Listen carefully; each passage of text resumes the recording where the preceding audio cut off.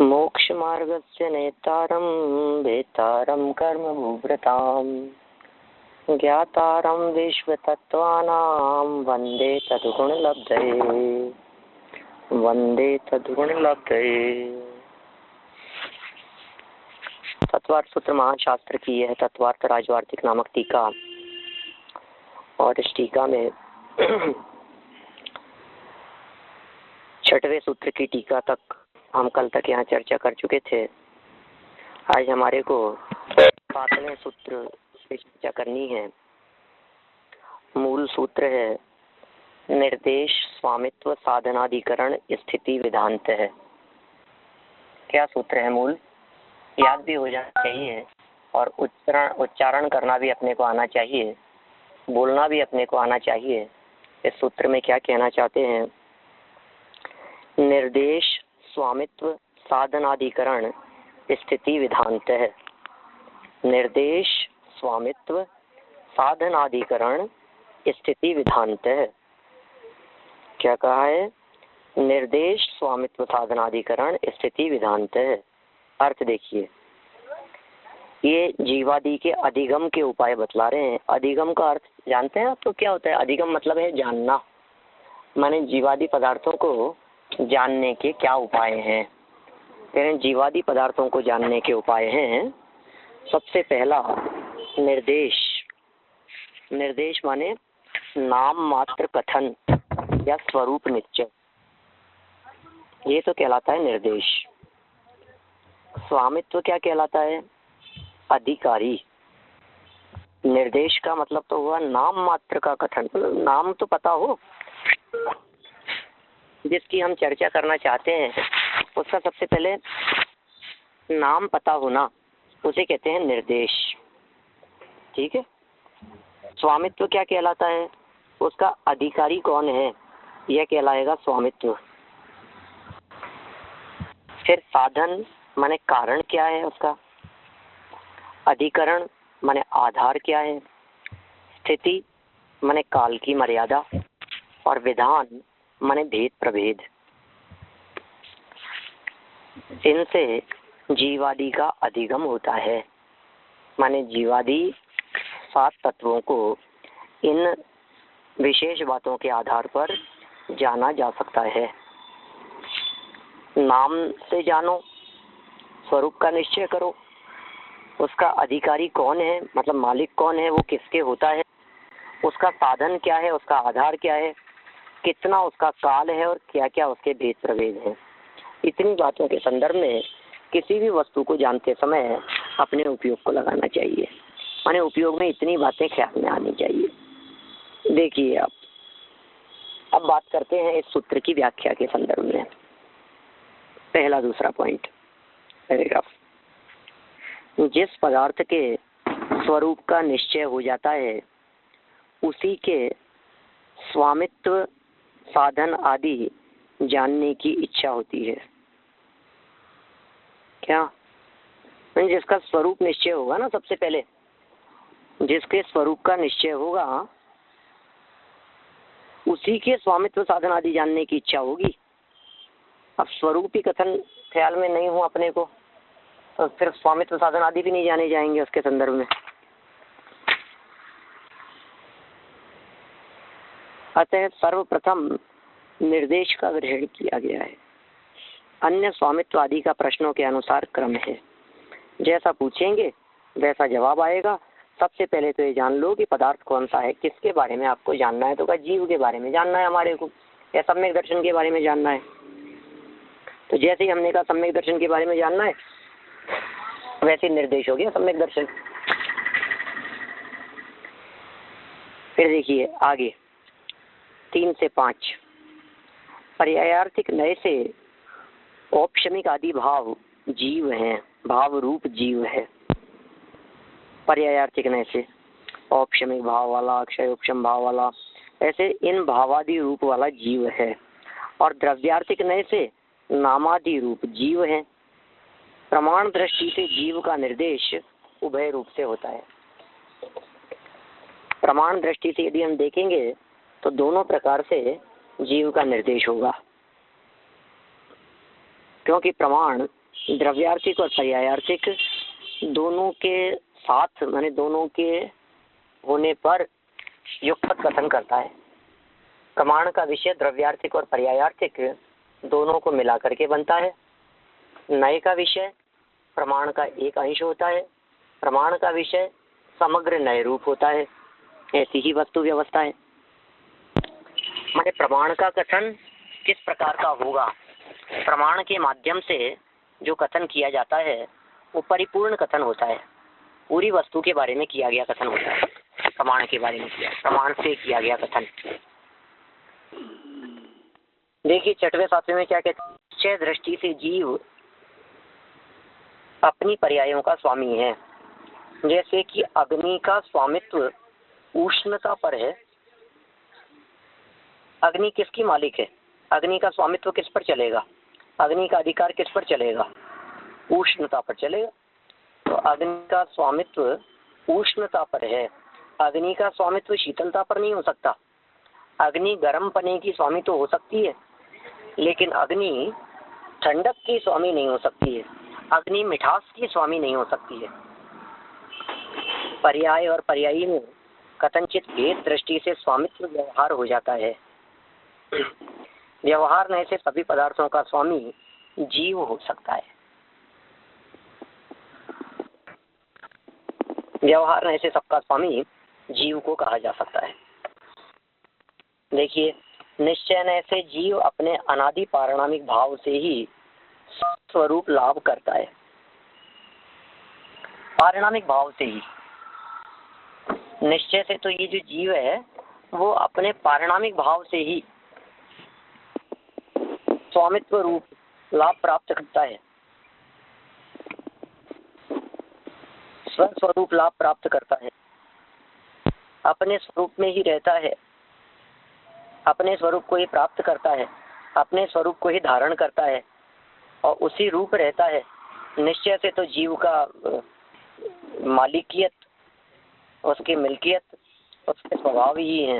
और व्यवहार नए से औपशमिक आदि भावों से तथा माता पिता के रजवीर्य आहार आदि से भी स्वरूप लाभ करता है। बोलो 5 भाव कहे हैं, औपशमिक, शायिक, शायोपशमिक, औदैहिक और पारिणामिक। इन 5 भावों में से औपशमिक, शायिक, शायोपशमिक, औदैहिक और पारिणामिक, इन 5 भावों में से सिर्फ पारिणामिक भाव ही मेरा मूल स्वभाव है और बाकी की जो 4 भाव कहे गए हैं वे 4 भाव मेरे नहीं हैं। व्यवहार से मेरे कहे जाते हैं। बाकी के 4 भावों को व्यवहार से अपना कहा गया है। निश्चय से तो पारिणामिक भाव ही अपना है। न केवल 4 भावों को। हाँ जी, हाँ, वो 6-7 में है ना, व्यवहार नहीं से सभी पदार्थों का स्वामी जीव हो सकता है। हाँ, समझ किसी भी पदार्थ का स्वामी कहा जा सकता है व्यवहार में से। तो व्यवहार में से तो आप देख लीजिए, जिसको भी अपना कहते हो उन सब का स्वामी हो सकता है। व्यवहार कथन ही इसी का नाम है। उपचारित बात करता है, लगावटी मिलावटी बात करता है। व्यवहार में से गाड़ी भी हमारी है, बंगला भी हमारा है, व्यवहार में से घर बार हमारा है, महल मकान हमारा है। ऐसा कहना चाह रहे, व्यवहार में से सभी पदार्थों का स्वामी जीव हो सकता है। निश्चय से तो पर पदार्थों का स्वामी हो नहीं सकता और व्यवहार से तो परद्रव्य का भी स्वामी होता ही है। स्वामी मतलब मालिक।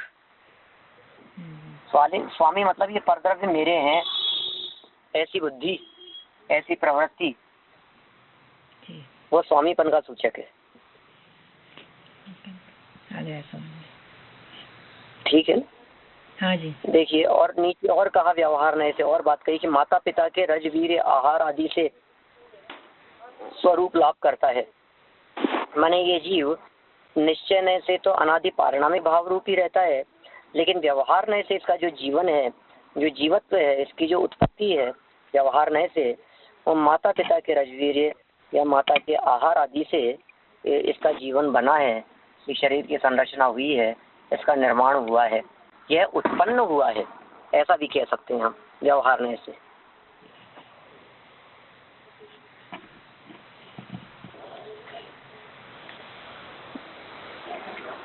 देखिए 289 पेज पर, पुस्तक का 289 पेज, PDF 312 पेज है, 10-11 नंबर। क्या कहते हैं? निश्चय नय से जीव अपने असंख्यात प्रदेशों में रहता है तथा व्यवहार नय से कर्मानुसार प्राप्त शरीर में रहता है। हाँ,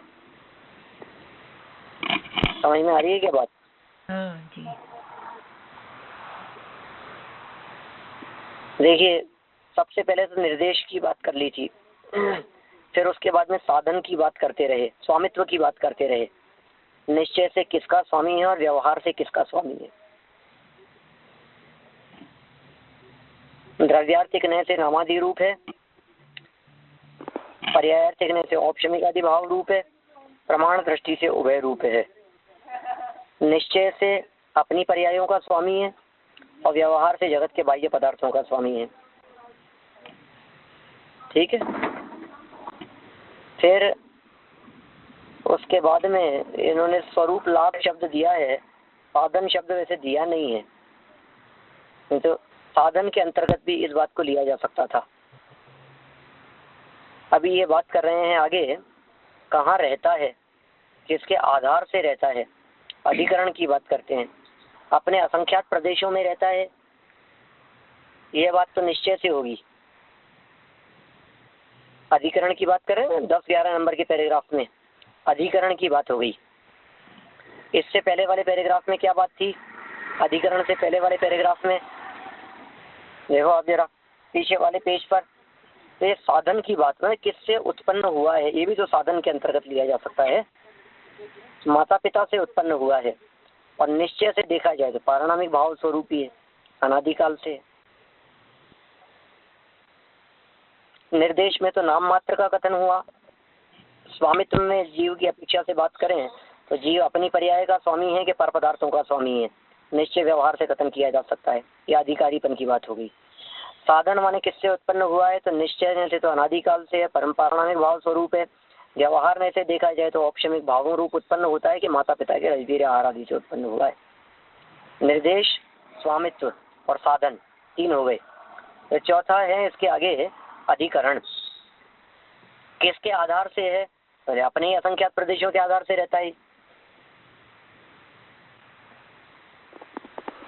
ठीक है ना, किसके आधार से रहता है? अधिकरण क्या होगा इसका? जीव किसके आधार से रहता है? अरे निश्चय से देखो तो अपने असंख्यात प्रदेशों में रहता है और व्यवहार से देखो तो कर्म के अनुसार प्राप्त शरीर में रहता है। और ये जीव शरीर में रहता है या नहीं रहता है? तो क्या व्यवहार से देखोगे तो देह प्रमाण है और निश्चय से देखोगे तो अपने असंख्यात प्रदेशों प्रमाण है। व्यवहार में से देखने पर देह प्रमाण, ऐसी गाथाएं आती है, बहुत सारी गाथाएं हैं। योग सार के अंदर भी इस प्रकार की गाथा दी है और ये अपने द्रव्य संग्रह में भी इस प्रकार की गाथा दी है। द्रव्य संग्रह की शायद 10वें नंबर की गाथा है, 10वीं या 14वें नंबर की गाथा, 10वीं होनी चाहिए। और योग सार की 24वीं नंबर की गाथा है। एक तो कहा है अणुगुरु देह पमाणु उपसंहार अपसपदो चेदा असमहदो व्यवहारो निश्चय नैदो असंख देशो वा। ये तो द्रव्य संग्रह की गाथा है। अणु गुरु देह प्रमाणु, छोटे देह के प्रमाण या बड़े देह के प्रमाण। अणु गुरु देह प्रमाणु, ये आत्मा कितना है? आत्मा किसके आधार से रहता है? छोटे बड़े शरीर के आधार से रहता है। और निश्चय से निश्चय नहीं दो असंख्य देश हुआ, निश्चय ने से असंख्यात प्रदेशी है। और ऐसे ही योगसार की 24वीं गाथा में कहा व्यवहार देह प्रमाण और परमार्थ लोक प्रमाण है, जो जानते इस भांति वे निर्वाण पावे शीघ्र ही। इतना स्पष्ट शब्दों में कह दिया। व्यवहार देह प्रमाण, व्यवहार देह प्रमाण और परमार्थ लोक प्रमाण है। और परमार्थ से कैसा है? परमार्थ से लोक प्रमाण है। व्यवहार से देह प्रमाण और परमार्थ से लोक प्रमाण। व्यवहार देह प्रमाण और परमार्थ लोक प्रमाण है, जो जानते इस भांति वे निर्वाण पावे शीघ्र ही। क्या कह रहे हैं? निश्चय ऐसे असंख्यात प्रदेशों में रहेगा व्यवहार नए से शरीर के आधार से रहता है। निर्देश, स्वामित्व, साधन, अधिकरण। नेक्स्ट पॉइंट 12 नंबर पैराग्राफ, स्थिति। स्थिति देखो क्या है इसकी स्थिति। स्थिति में क्या बात ली थी?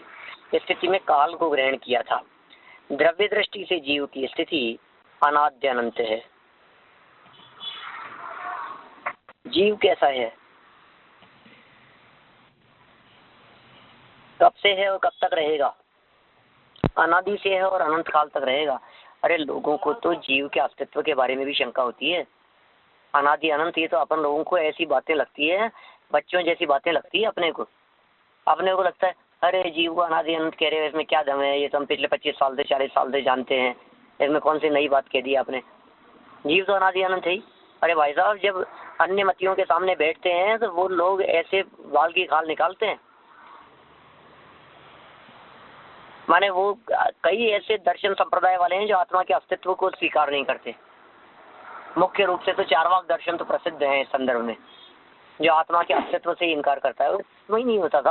आपकी सारी बातें, मोक्ष की चर्चाएं, मोक्ष मार्ग की चर्चाएं, ये सारी बातें तो बात की है। पहले तो ये सिद्ध करो कि आत्मा होता है।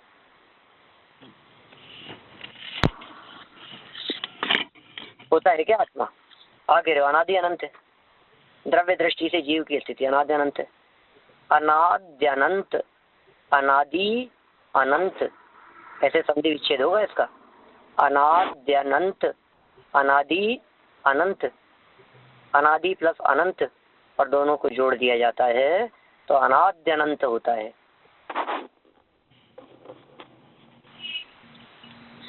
कभी भी जीव चैतन्य, जीव द्रव्यत्व, उपयोग, असंख्यात प्रदेशित्व आदि सामान्य स्वरूप को नहीं छोड़ सकता।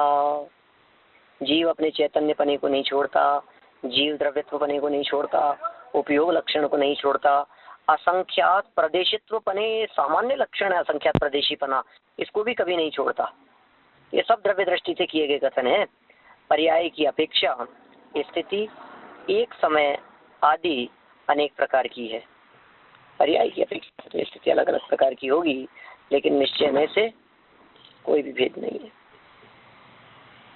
अनादि से है और अनंत काल तक रहेगा। टोडरमल जी ने सिद्ध किया इस प्रकार से इसको। जीव के अनादि पने की सिद्धि जहाँ है, कर्म के अनादि पने की सिद्धि भी की उन्होंने, और वहाँ अनादि पने की सिद्धि करते हुए कहा कैसी बात करता है, प्रकट दिखाई देता है, ये चीज प्रकट अनुभव में आती है। मैं बता रहा था आज करीब 250 से ज्यादा ऐसे केस हैं जो अपने इस दुनिया में सामने आए हैं, जिनके माध्यम से पूर्व भव के जानने की घटनाएं सिद्ध हुई है। 250 से ज्यादा ऐसे केस हैं। अभी रिसेंटली मेरे में आया है कहीं लेटेस्ट में। कौन से? किसी बालक का जन्म हुआ, यहाँ मनुष्य जन्म हुआ हमारे यहाँ हिंदुस्तान में, हिंदुस्तान के किसी गांव में उसका जन्म हुआ। जन्म होने के बाद में वो बालक जब थोड़ा सा बड़ा हुआ और बोलना उसने प्रारंभ किया, 1.5 साल का, 2 साल का हुआ, तो वो तो बातें ही वैकी करने लगा। ऐसी बातें करने लग गया जिनका कोई लिंक नहीं है, कोई बात नहीं है। उससे सारी बातें पूछी गई 2 साल के बालक से, तो वो अपनी पिछले जन्म की सारी बातों को बतलाता है। ऐसा हुआ था, मैं वहां था, मैं इस तरह से कुएं में गिर गया था, वहां देखो आप ये तिजोरी, उसकी चाबी वहां रखी हुई है, और वहां जाकर के देखते हैं तो उसकी तिजोरी की चाबी नहीं मिल रही थी। सारे घर वाले परेशान हैं, तलाश रहे हैं, और वो छोटा सा 2 साल का बालक बतलाता है इस जगह पर यहाँ जाकर के देखो, यहाँ मैंने रखी है चाबी, और वहां मिलेगी, और वहां मिलती है। जाति स्मरण के आधार पर कहता है। ये बात सच्ची है, और ऐसी 1-2 नहीं, ऐसी 200-250 से ज्यादा घटनाएं हैं अपने इस दुनिया में आज के समय में लोग देख पाए हैं, समझ पाए हैं, पकड़ पाए हैं। कौन देता है उन सब चीजों का जवाब? साइंस के पास में कोई जवाब नहीं है, वैज्ञानिकों के पास में कोई जवाब नहीं है, इस बात का कोई आधार ही नहीं है, कोई तर्क ही नहीं है, कोई कुछ है ही नहीं। कौन दे ऐसी बातों का जवाब? ऐसी बातों का जवाब देने वाला दर्शन। जिन प्रश्नों का उत्तर साइंस न दे सके, साइंटिस्ट न दे सके, वैज्ञानिक न दे सके, वे जिस लेवल तक पहुंच न सकें, जिस जगह पर पहुंच करके कहें कि यहाँ से आगे हमारी बुद्धि नहीं चलती, हमारा दिमाग काम नहीं करता, हमारी रिसर्च यहाँ समाप्त हो जाती है, हमारी रिसर्च इन विषयों की शोध खोज नहीं कर सकती है, और फिर उसका जो जवाब देवे उसका नाम है दर्शन, फिलॉसफी। जरूरत है धर्म दर्शन को पढ़ने की, यही जवाब देता है। ऐसे ऐसे अजीबोगरीब बातों का जवाब देता है। मयूर की पीछे में पंख में कलर किसने भरे, किसने कलर डिजाइन डाल दी है उसमें? मोर की पीछे में कितनी सुंदर दिखाई देती है हमारे को, क्या कलर है, किसने किए होंगे वो? ओरिजिनल कलर भी आप लगाओ किसी भी प्रकार के बेस्ट क्वालिटी के, तो भी उतना सुंदर नहीं बन सकता जो उसकी एक्चुअल सुंदरता है, उसकी प्राकृतिक सुंदरता। किसी भी व्यक्ति का जो सौंदर्य है वो उसका निजी सौंदर्य स्वनिर्मित है, किसी अन्य के द्वारा निर्मित नहीं हो सकता। प्रकृति निर्मित है, वो अन्य से निर्मित नहीं है। जवाब तो कोई देगा, साइंस नहीं दे सकती इस बात का जवाब। जीव के अनादि अनंत पने की सिद्धि प्रकट अनुभव में आती है, जीव अनुभव करते हैं, भूत प्रेत आदि दिखाई देते हैं, व्यंतर देवादि जवाब देते हुए दिखाई देते हैं, पिछले भाव का स्मरण कराते हुए दिखाई देते। ये इस तरह की बातें लिखी टोडरमल जी ने, भूत आदि के माध्यम से, व्यंतर आदि के माध्यम से। ऐसा ख्याल में आता है कि पिछला जन्म होता है, मानना पड़ेगा भैया। निश्चय से तो अनादि से और अनंत काल तक रहेगा। बहुत सारे जवाब हैं। फिर माने आप देखिए ना उन सब बातों के पीछे क्या जवाब है। आज ऐसे सैकड़ों प्रकरण हैं जिन प्रकरणों के संदर्भ में साइंस और साइंटिस्ट मौन है। क्या कहते हैं? कोई जवाब नहीं है हमारे पास में। इसके ज्ञान का विकास कैसे होता है, हमारे पास में कोई जवाब नहीं है। इसके ज्ञान से सारी याददाश्त कैसे चले गई, हमारे पास कोई जवाब नहीं है। पता नहीं कोई क्लॉट, पता नहीं कोई नस, पता नहीं कोई ब्लॉकेज, पता नहीं, बस ये अटकल करते हैं, कोशिश करते हैं इस तरह से जवाब देने। ये जीव मर क्यों जाता है युवावस्था में, इसको अटैक क्यों आ जाता है, इसका जीवन पूरा क्यों हो जाता है, ये मर के कहाँ चला जाता है? क्या जवाब है इन सब बातों का? कोई जवाब नहीं है, कोई जवाब दे भी नहीं सकता है। कौन जवाब देगा? धर्म जवाब देता है, दर्शन जवाब देता है, फिलॉसफी जवाब देती है इसके बारे में।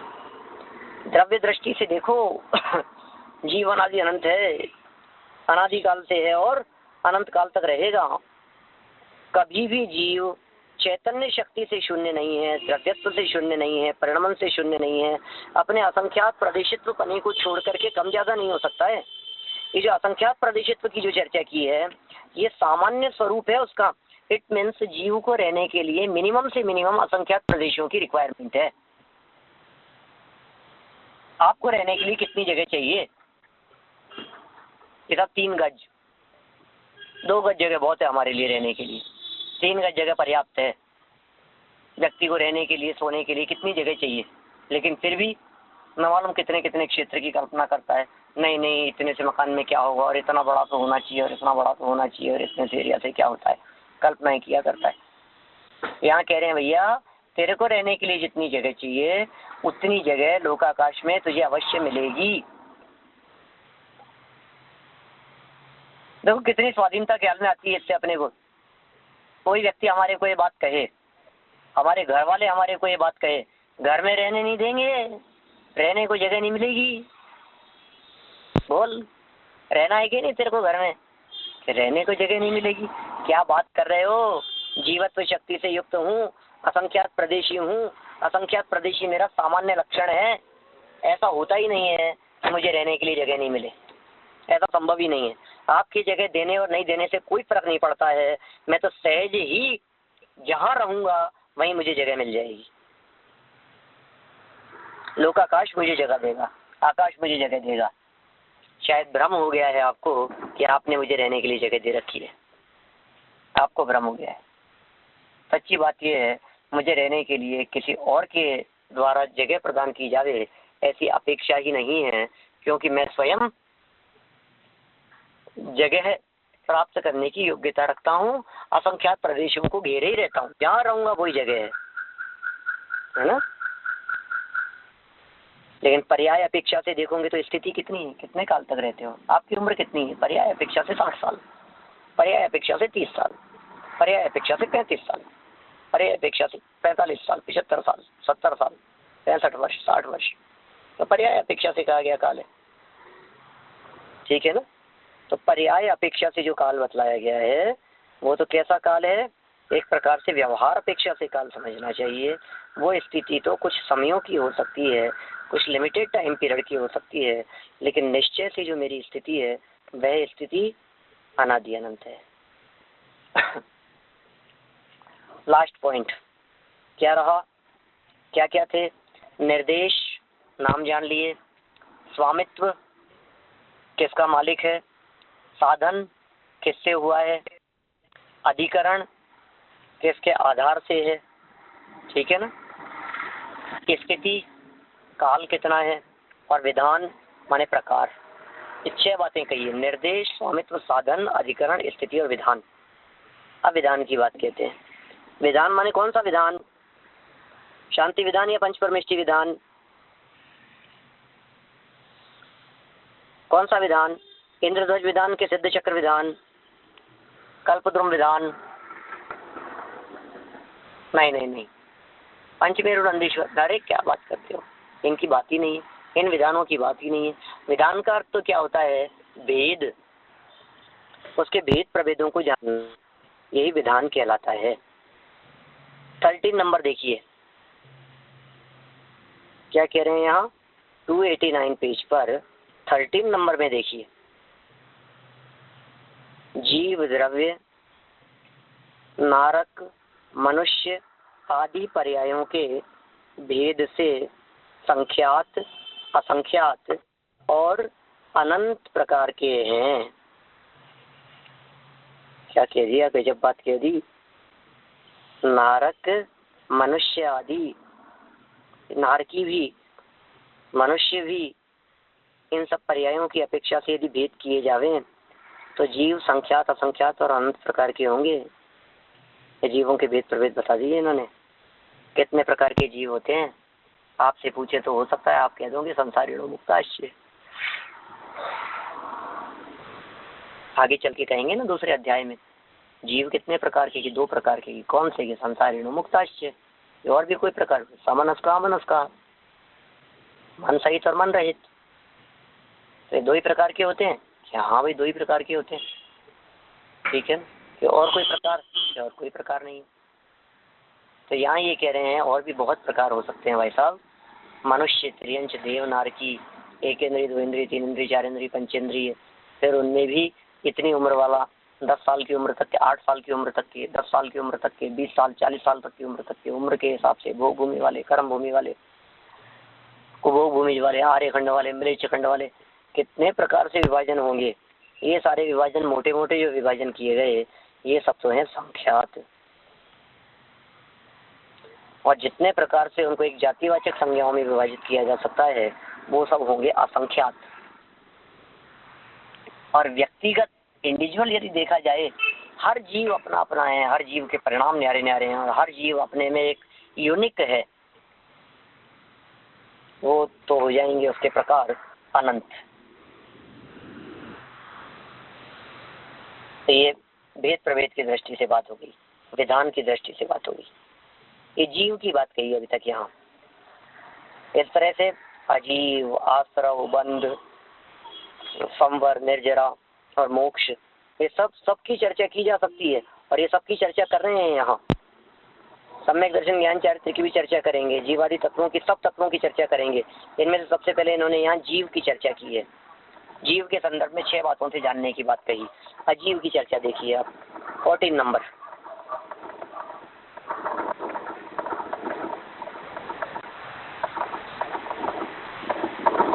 इसी तरह अजीव में भी निर्देश आदि की योजना करनी चाहिए। क्या कह रहे हैं, अजीव आदि की योजना कहाँ करनी चाहिए, निर्देश आदि के माध्यम से।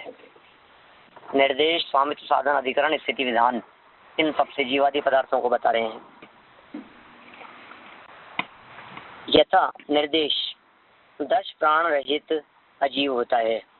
ये तो निर्देश हो गया, सामान्य परिचय है उसका। निर्देश माने क्या कहा था?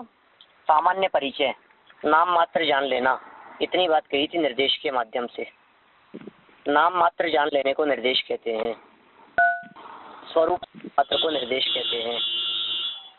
जीव के संदर्भ में सबसे पहला निर्देश कर दिया था अपन ने। अब अजीव का निर्देश बतलाया।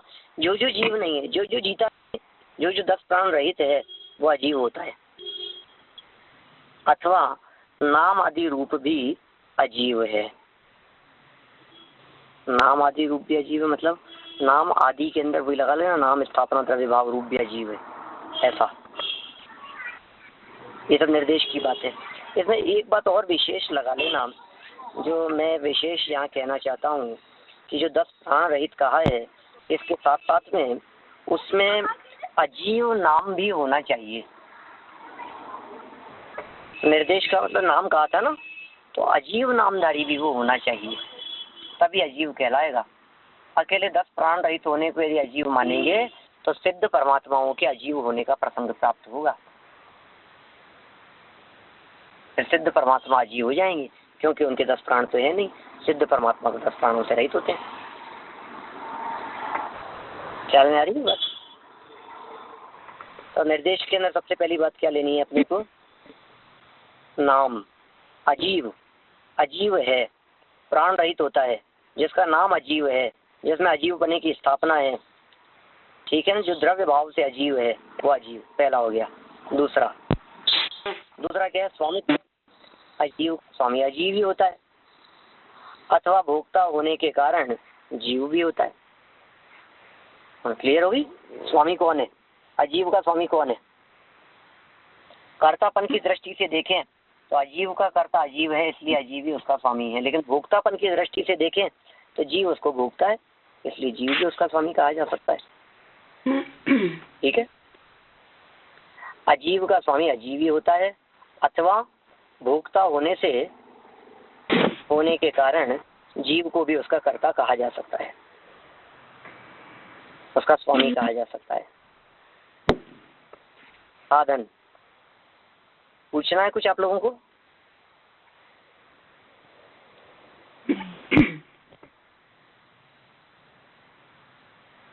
किसी को पूछना है कुछ? नहीं, किसी समझ रहे हैं ना आप लोग? हाँ जी।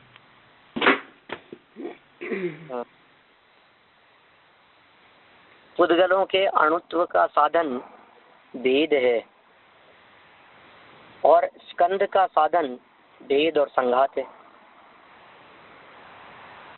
कैसे उत्पन्न होते हैं? भेदादणु भेद संघातेभ्य उत्पद्यन्ते। ऐसे 2 सूत्र हैं, 5वें अध्याय में आएंगे, तब अपन उसकी चर्चा अपेक्षित विस्तार से करेंगे। भेदादणु, भेद से अणु की उत्पत्ति होती है, और भेद संघातेभ्य उत्पद्यन्ते, भेद और संघात से उसकी उत्पत्ति होती है। स्कंद की, स्कंद तो भेद से भी, संघात मतलब मिलना, संघात मतलब एकत्रित होना, इकट्ठा होना, उससे उसकी उत्पत्ति होती है। ये साधन हो गया। साधन के बाद में बाह्य साधन काला भी है। हाँ जी, वो पुद्गल से बनता है, ऐसा है ना? हाँ, बाह्य साधन क्या है? काल आदि है उसका। फिर धर्म अधर्म काल और आकाश में स्वाभाविक गति हेतुता, स्थिति हेतुता, वर्तना हेतुता और अवगाहन हेतुता ही साधन है। क्या कहा? धर्म अधर्म आकाश काल जो है, इन सब में क्या क्या है? गति स्थिति वर्तना अवगाहन, ये सब उनके साधन है। ये साधन पना उनमें देखा जाता है।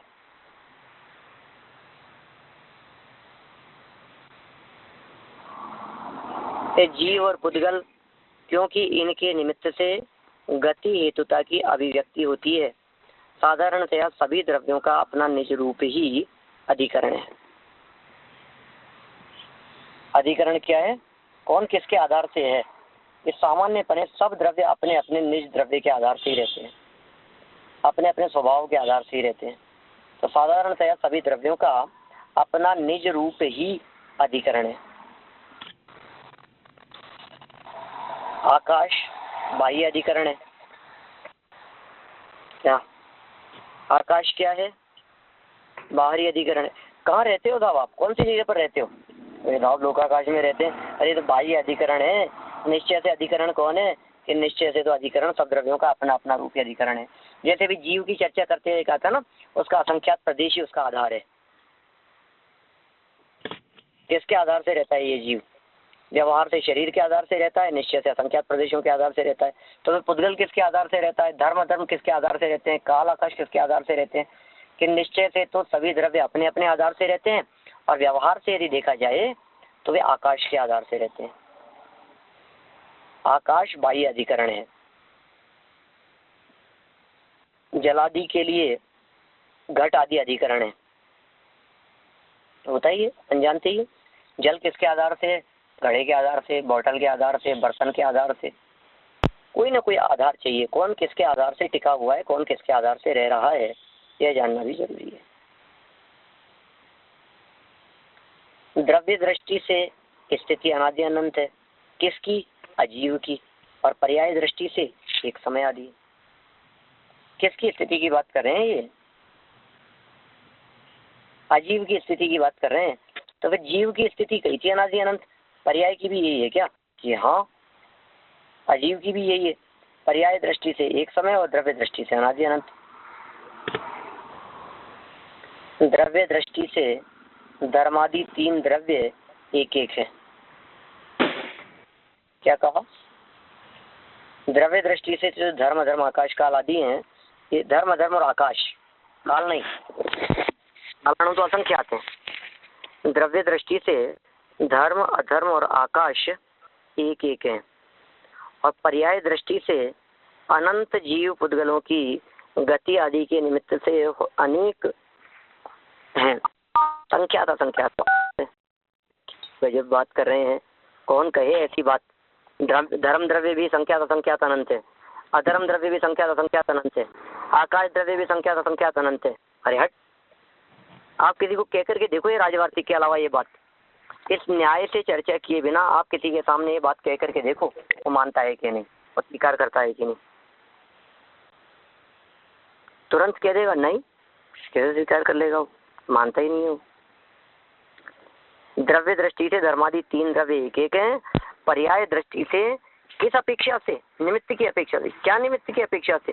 अनंत जीव पुद्गलों की गति में निमित्त होने से, गाड़ी के चलने में निमित्त, मोबाइल के क्षेत्र से क्षेत्रांतर होने में निमित्त, चाबी के क्षेत्र से क्षेत्रांतर होने में निमित्त, कपड़ों के एक जगह से दूसरी जगह पर जाने में निमित्त, एक जीव के दूसरी जगह जाने में निमित्त, जूतों के इधर से उधर जाने में निमित्त। तुम्हें समझ में आ रहा है कितने कितने हो गए?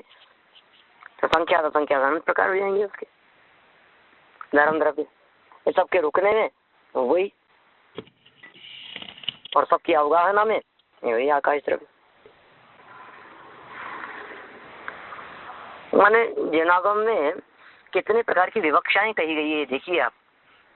यदि विवक्षाओं को समझ ले रहे हैं तो सब बातें बराबर है, और विवक्षा यदि न समझ पाए तो फिर अनर्थ है। विवक्षा को न समझने की दृष्टि से अनेक प्रकार की गड़बड़ी खड़ी होती है। क्या क्या कह रहे हैं?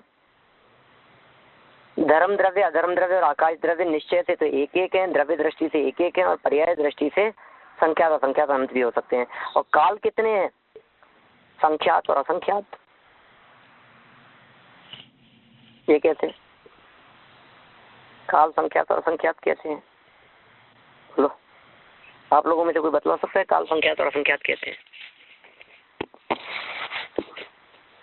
बोलेंगे कोई?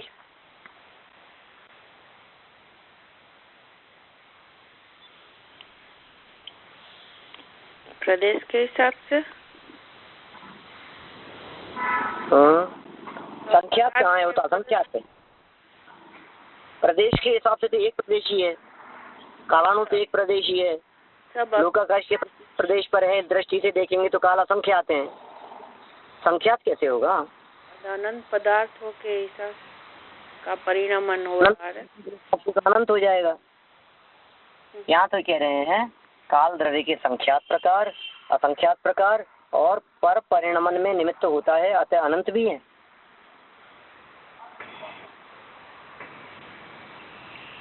क्या देखो, देखो मैं समझाता हूँ आपको। काल द्रव्य संख्यात प्रकार का कैसे है। हमने पूछा काल कितने होते हैं, आपने जवाब दिया 3। मैंने कहा कौन कौन से, बोले भूत वर्तमान भविष्य। मैंने कहा ओके राइट, कितने हैं काल, 3। ये हो गया, संख्यात हो गई। फिर हमने पूछा काल कितने हैं, दूसरे ने कहा 6।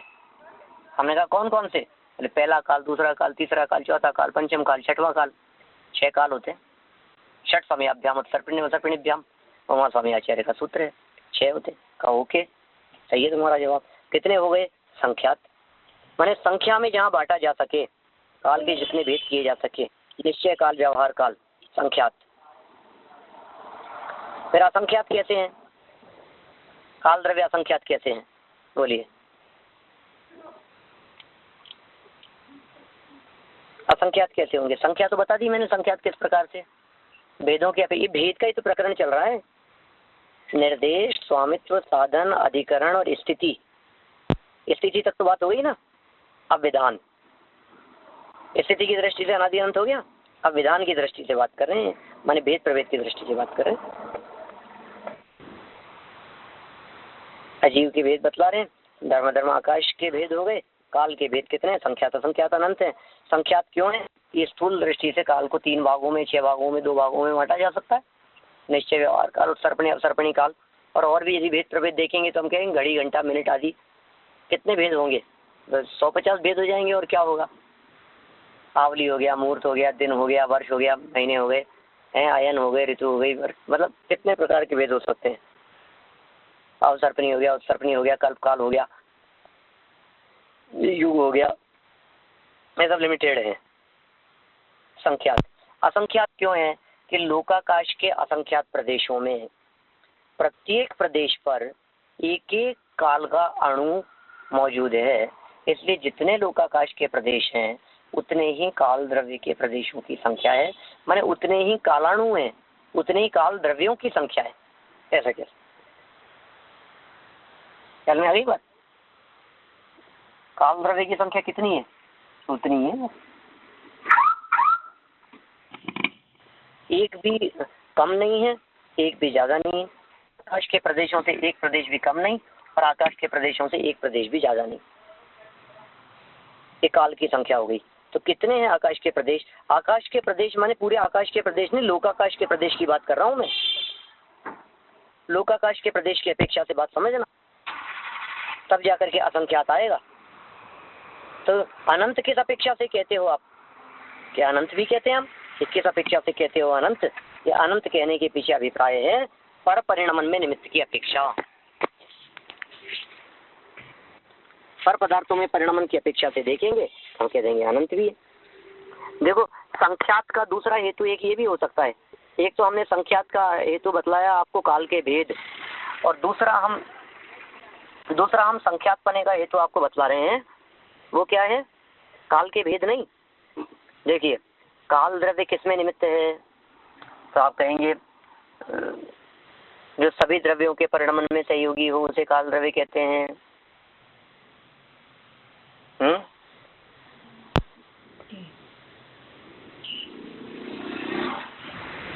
सब द्रव्यों के परिणमन में निमित्त है ना, तो कितने द्रव्यों के परिणमन, 6 द्रव्यों के परिणमन में निमित्त है।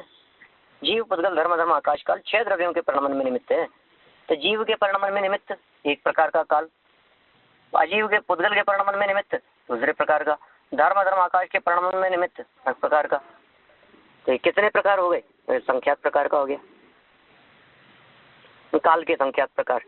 असंख्यात तो उनकी क्वांटिटी की दृष्टि से है, काल जो असंख्यात हैं ये असंख्यात काल उसकी क्वांटिटी की अपेक्षा से किए गए भेद हैं, संख्या ही उनकी उतनी ही है। और अनंत क्यों कहा गया है कि पर वस्तुओं के परिणमन की अपेक्षा से देखें तो मोबाइल के परिणमन में, पुस्तक के परिणमन में, टेबल के परिणमन में, लाइट के परिणमन में, मकान के परिणमन में, गाड़ी के परिणमन में नहीं, किस के पर परिणमन में निमित्त की अपेक्षा देखें तो अनंत हो जाएंगे, क्योंकि पदार्थ अनंत है। पुद्गल द्रव्य, हाँ जी, जो काल है वो सामान्य से असंख्यात है, लेकिन विशेष से संख्यात और अनंत है ना। अब इसमें कह सकते हो आप, जैसा जिस समय जिस चीज को मुख्य करोगे वही हो जाएगा। काल द्रव्य जो है संख्या की अपेक्षा से असंख्यात है। वो सामान्य से बोला जाता है ना, जैसे आकाश एक काल सामान्य की अपेक्षा से देखें, काल सामान्य की अपेक्षा से देखें, कालानुपण की अपेक्षा से देखें तो असंख्यात है। और पदार्थों की दृष्टि से देखें तो संख्यात और अनंत कहा गया है।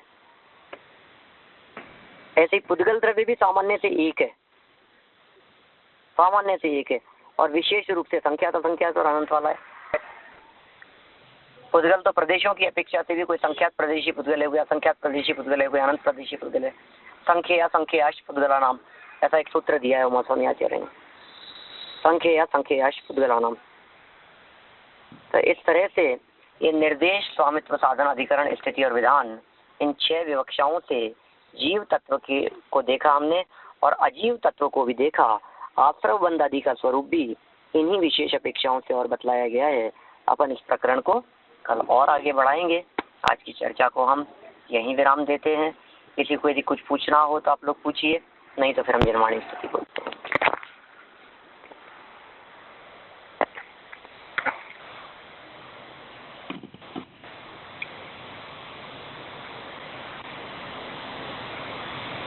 निर्माणी स्थिति।